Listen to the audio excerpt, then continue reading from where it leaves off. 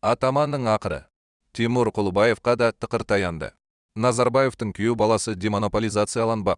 Экономиканы монополиясыздандыру комиссиясы отырысы кезінде Қазақстандағы мұнай-газ компанияларының бірі заңсыз жекешелендірілген деген пікір айтылды. Ал премьер-министр Әлихан Смайылов уәкілетті мемлекеттік органдарға бұл мәселені қолданыстағы заңнама аясында пысықтауды тапсырды. Energy Monitor дереккөздерінің ақпараты бойынша әңгіме Петра Retail компаниясы төңірегінде болып отыр. Бұл Тимур Құлыбаевтың компаниясы. Ол бұрын Қазмұнайгаз деген атымен белгілі болған Қазақойл ас теріне иелік етеді. Өз кезегінде Дала Инсайт дереккөзі Тимур Құлыбаевтың аз желісін өзінде қалдыру мүмкіндігі бар екенін айтады. Әңгіме жекешелендіру кезінде соның қолына өтіп кеткен мемлекеттік мүліктің аукцион барысында тым арзан бағалануында. Егер келіссөздер барысында Тимур Құлыбаев онымен келісе, онда мемлекетке үстінен қомақты қаржы төлеп, Петра Retail активтерін өзінде қалдыра алады. Тимур Құлыбаев тамаша стратег, бірақ осы қабілетінің барлығын ол өзін байту үшін ғана жұмсады.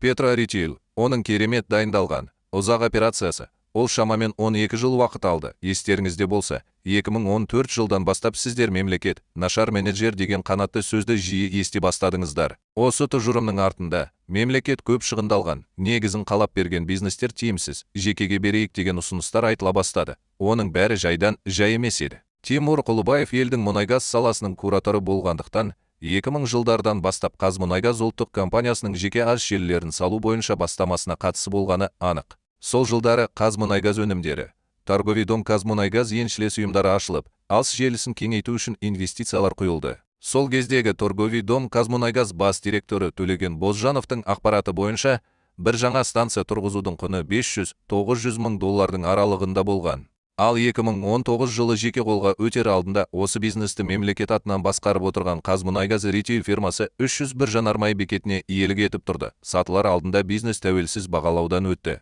Deloitte жүргізген бағалау есебіне сай, бүкіл мемлекеттің еңбегі 59,9 миллиард теңгеге бағаланған. Мемлекет жаман менеджер емес еді. Қазмұнайгаз Retail 2018-2019 жылдары елге алтын 8 миллиард теңге табыс әкелді. Сонысына қарамастан, аз желісі мемлекет үшін артық жүктеп танылып, 2019 жылдың 1 сәуірінде оны Петра Retail фирмасы 65 миллиард теңгеге сол кезде 163 миллион доллар сатып алады. Ол фирма аукционға небәрі 12 күн қалғанда құрылған. Электронды үкімет деректері бойынша, оның құрылтайшысы ретінде Prime Cases, East Trade Solutions, Бақыт Сағынтаева мен Руфат Хаджалақов көрсетілген. Ал Prime Cases Kit компания фирмасымен Данияр Абулғазинге тіркелген. Данияр Абулғазиннің Тимур Құлыбаевтың талай жылдан бері бірге келе жатқан сенімді серіктесі екенін айтуға болады.